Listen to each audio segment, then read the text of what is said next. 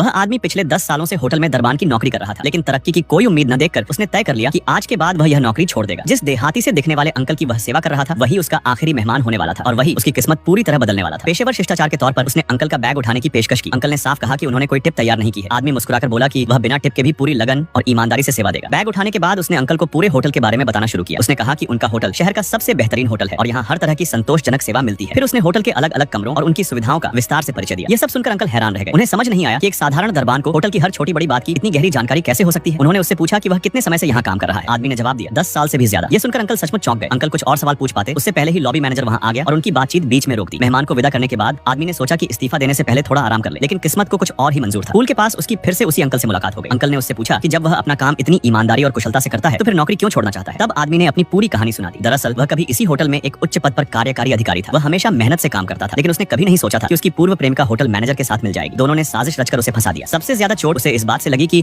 उसकी पूर्व प्रेमिका ने अपने प्रभाव का इस्तेमाल कर उसे पद से हटवाकर दरबान बना दिया। यह अपमान उसके लिए असहनीय था। उसने कई बार नई नौकरी ढूंढने की कोशिश की, लेकिन हर बार उसकी पूर्व प्रेमिका ने उसके रास्ते में रुकावट डाल दी। गुजारे के लिए मजबूर होकर उसे यही नौकरी जारी रखनी पड़ी। उसकी कहानी सुनकर अंकल ने गहरी सांस भरी और अफसोस जताया। उन्होंने कहा कि अगर भविष्य में वह कभी अपना खुद का होटल खोलेंगे तो सबसे पहले उसे ही काम पर बुलाएंगे। आदमी ने यह बात सिर्फ दिलासा समझकर हंसी में उड़ा दी। उसने मजाक में कहा कि जब अंकल होटल खोलेंगे तो वह जरूर वहाँ दरबान बनकर काम करने आएगा। पूल से लौटने के बाद उसने अपना इस्तीफा पत्र हाथ में लिया और अधिकारियों की मीटिंग खत्म होने का इंतजार करने लगा। लेकिन जैसे ही मीटिंग समाप्त हुई, होटल के बड़े बड़े अधिकारी एक साथ बाहर निकले। सबसे आगे चल रहे व्यक्ति को देखते ही आदमी के पैरों तले जमीन खिसक गई। वह हैरान रह गया।